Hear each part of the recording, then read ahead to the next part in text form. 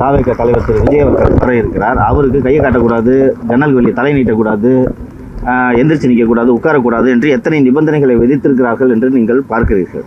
அவர் ஒரு அரசியல் கட்சி தலைவர், அவர் பிரச்சாரம் பண்ணணும்னா பிரச்சாரம் பண்ணிட்டு போட்டோம். ஆனால் காவல்துறையை பயன்படுத்தி அவரை எப்படி முடக்கிறாங்களோ அது போல தான் என்னையும் காவல்துறையை பயன்படுத்தி முடக்கிறாங்க. கடந்த ஆண்டு 15/5/2024 அன்று கோவை சிறையிலிருந்து என்னை திருச்சி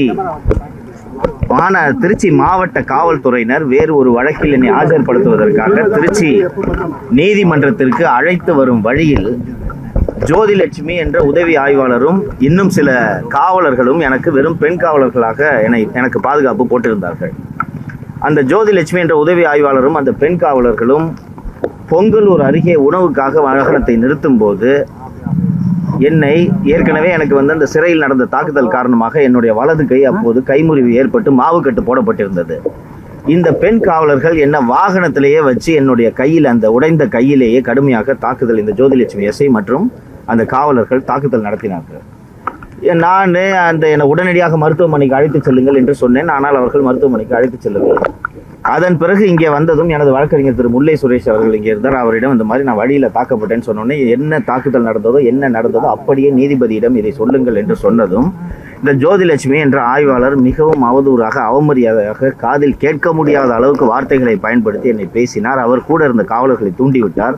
அவங்க எல்லாரும் என்னோட உடஞ்ச கையிலேயே எனக்கு தாக்குதல் நடத்தினார்கள் என்று நான் நீதிபதியிடம் சொன்னதும் நீதிபதி உடனடியாக திருச்சி அரசு மருத்துவமனையில் எனக்கு சிகிச்சை அளிக்க உத்தரவிட்டதோடு இவர்கள் அத்தனை பேர் மீதும் விசாரணை நடத்த வேண்டும் என்று உத்தரவிட்டார்.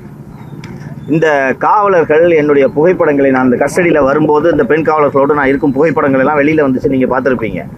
இதையும் என் மீது தாக்குதல் நடத்தியதையும் நான் நீதிமன்றத்தில் சொல்லுவேன் என்று அவர்கள் எதிர்பார்க்கவில்லை. நான் திடீரென்று இது நீதிமன்றத்தில் சொன்னதும் நீதிபதியும் விசாரணைக்கு உத்தரவிட்டதும் பதிலுக்கு என்ன செய்யறதுன்றதுக்காக அந்த ஜோதிலட்சுமி என்ற உதவி ஆய்வாளரை வைத்து திருச்சியில் ஒரு புகார் அளிக்கிறாங்க. அதாவது என்னன்னா, கோர்ட்டு வளாகத்துக்குள்ள காவல்துறையோட பாதுகாப்புல இருக்கும்போது நான் அந்த ஜோதிலட்சுமியை அசிங்கமா கெட்ட வார்த்தையில திட்டுனேன்னு சொல்லிட்டு ஒரு புகாரை ஜோதிலட்சுமி கொண்டு போய் கொடுக்குறாங்க. உங்களுக்கு எல்லாருக்குமே நல்லா தெரியும், இதுல பல நண்பர்கள் அப்போதும் இங்கே இருந்தீர்கள். நான் கை உடைந்து மாவு கட்டோடு ஆயுதம் தாங்கிய காவலர்கள் சூழ நான் நின்றுட்டு இருந்தேன். அப்படி இருக்கும்போது கஸ்டடிக்கு வர எஸ்கார்ட்டுக்கு வர சப் இன்ஸ்பெக்டர் கெட்ட வார்த்தையில் எப்படியாவது ஒரு அக்யூஸை திட்ட முடியுமா? ஆனால் அப்படி ஒரு புகார் கொடுக்கப்பட்டு அது எஃப்ஐஆர் பதிவு செய்யப்பட்டு அந்த வழக்கில் குற்றப்பத்திரிகை தாக்கல் செய்யப்பட்டு அந்த குற்றப்பத்திரிகை நகலை பெறுவதற்காகத்தான் நான் இன்று மாண்புமிகு நீதித்துறை நடுவர் அவர்கள் நீதிமன்றத்தின் முன்பு ஆஜராவதற்காக நான் இன்னைக்கு வந்தேன். இது என்னோட வழக்கறிஞர் இந்த வழக்கில் இருந்து விடுவிப்பது சம்பந்தமாக குற்றப்பத்திரிகை ஆராய்ச்சி செய்துவிட்டு மேல விடுவிப்பது தொடர்பான நடவடிக்கைகளை எடுக்கலாம் என்று தெரிவித்திருக்கிறார். நவம்பர் மாதத்தில் ஒரு தேதி, நவம்பர் மாதம் 12-11 தேதி போட்டிருக்காங்க. தொடர்ந்து உங்க மேல இந்த மாதிரி பண்றதுக்கு என்ன காரணம் நினைக்கிறீங்க?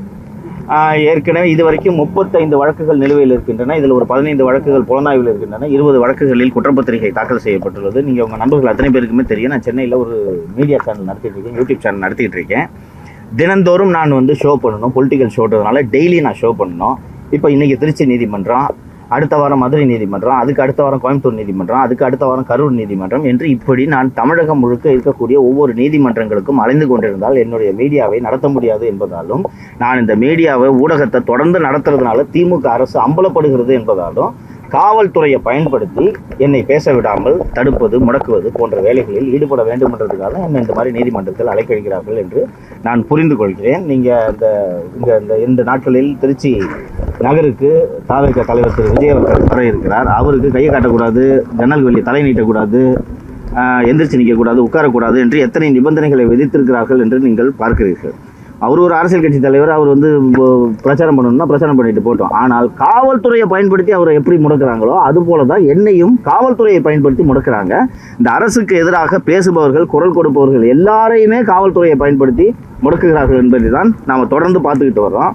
திரு பழனிசாமி அவர்கள் 120 தொகுதிகளுக்கு தொடர்ந்து பிரச்சாரம் செய்து வருகிறார். போகிற இடத்துல எல்லாம் ஆம்புலன்ஸை விட்டு அந்த ஆம்புலன்ஸ் டிரைவர் ஓட்டுநர் தாக்கப்பட்டதாக திரு பழனிசாமி மீதே எஃப்ஐஆர் போட்டிருக்கிறார்கள் என்பதை நீங்கள் மறந்துவிடக்கூடாது. அதே மாதிரி மதுரையில் விஜய் அவர்களோட மாநாடு நடந்தப்போ ஒரு பையனை பவுன்சர் தூக்கி போட்டுட்டாங்கிறதுக்காக விஜய் மேலேயே எஃப்ஐஆர் போட்டிருக்காங்கன்னா இந்த காவல்துறையை பயன்படுத்தி எதிர்குரல்களை, எதிர்கட்சிகளை அத்தனை பேரையும் முடக்க வேண்டும் என்பதற்காக தான் இந்த அரசு செயல்பட்டு கொண்டிருக்கிறது.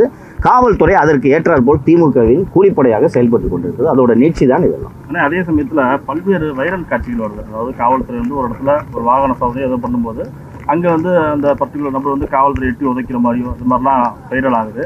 இந்த விஷயத்தை எப்படி பார்க்குறீங்க சார்? இதெல்லாம் கடுமையான நடவடிக்கை எடுக்கணும் சார். காவல்துறையினர் வந்து காவல்துறையினர் அவர்களுடைய கடமையை செய்கிறார்கள். இது போன்ற விவகாரங்களில் கடுமையாக நடவடிக்கை எடுக்க வேண்டும். ஒரு போலீஸ் ஆஃபீஸர் செக் பண்ணுறாருன்னா அவர்கிட்ட அநாகரிகமாக நடந்து கொள்வது அல்லது போதையில் அவரை மிரட்டுவது போல பேசுவது, அநாகரிகமாக நடந்து கொள்வது, இதையெல்லாம் கடுமையான நடவடிக்கை எடுப்பதற்கு சட்டத்தில் இடம் இருக்கிறது. அந்த வீடியோ வெளிவந்ததோடு சேர்த்து காவல்துறை எடுக்கக்கூடிய நடவடிக்கை குறித்த செய்திகளும் வருகிறது. அதில் எல்லாம் சமரசம் பார்க்காமல் காவல்துறை நடவடிக்கை எடுக்க வேண்டும், எடுத்துக்கொண்டும் இருக்கிறார்கள். அதனால் அந்த மாதிரி ஒரு சிலர் நடந்து கொள்கிறார்கள் என்பதற்காக நீங்கள் அவங்களெல்லாம் கூட்டிகிட்டு போய் கையை காலை உடைக்கிறது, வழுக்கி விழுந்துட்டாங்கன்னு சொல்கிறதெல்லாம் ஏற்றுக்கொள்ள முடியாது. அது மனித உரிமை மீறல் என்று தான்.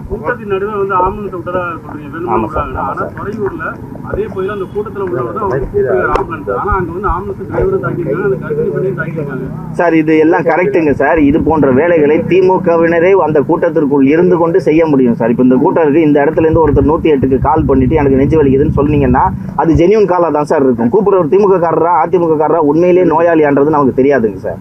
ஏனென்றால் இது ஒரு முறை நடந்துச்சுன்னா நம்ம இது வந்து வேணுக்குன்னு பண்ணுறாங்கன்னு சொல்லலாம் சார்.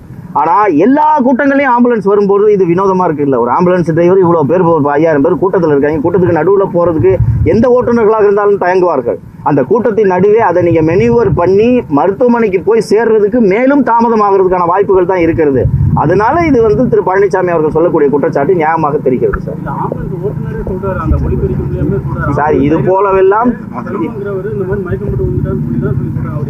இல்ல, அதுதாங்க சார் நான் சொல்றேன். இது போல ஒரு ஏற்பாடுகளை திமுகவினரும் செய்ய முடியும், கடந்த காலங்களில் செய்திருக்கிறார்கள். அதனால இதுல என்னன்றதை விசாரிக்கணும்னு சொல்றேன் நான். சரிங்க, நன்றிங்க சார்.